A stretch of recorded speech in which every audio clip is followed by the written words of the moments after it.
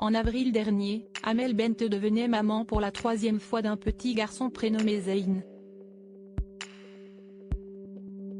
Hyperactive, la chanteuse en pleine promotion de son nouvel album Vivante et qui officie régulièrement à la télévision a traversé des mois compliqués lorsque son compagnon Patrick Antonelli a été incarcéré à la maison d'arrêt de Nanterre quelques semaines seulement après la naissance de leur cadet. Heureusement, l'interprète du titre Ma philosophie a pu compter sur l'aide précieuse de ses deux fillettes Sophia, 6 ans, Anna, 4 ans, pour s'occuper du petit dernier. Sur Instagram, la chanteuse de 37 ans, qui a tatoué le prénom Zayn sur son avant-bras, a partagé un adorable cliché où l'on peut apercevoir son bébé tendrement enlacé par sa grande sœur qui lui donne le biberon. Assistante Bibi, si est-il le S, si est-il le Z, écrit la coach de The Voice en référence aux initiales du prénom de son fils et de sa fille aînée. Consciencieuse et très protectrice, la fillette semble très sérieuse et prendre à cœur le fait de s'occuper de son adorable petit frère.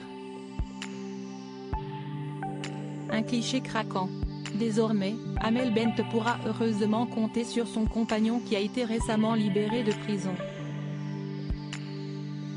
Pour rappel, Patrick Antonelli avait été incarcéré pour avoir illégalement exercé la profession d'agent de sécurité et bénéficié d'aide de l'État durant la crise de la Covid-19, près de 15 000 €. La Cour d'appel avait estimé qu'il avait indûment profité des dispositifs de solidarité sans tenir compte de ses précédentes condamnations. Selon Le Parisien, les procureurs ont déclaré que cela rendait indispensable le prononcé d'une peine d'emprisonnement ferme. Condamné à 15 mois de prison avec révocation de 2 peines de sursis de 3 et 6 mois, l'homme d'affaires n'est finalement resté en prison que 2 mois. La Cour a jugé que sa détention n'avait aucune justification, a fait savoir David Olivier Kaminski, qui défend Patrick Antonelli.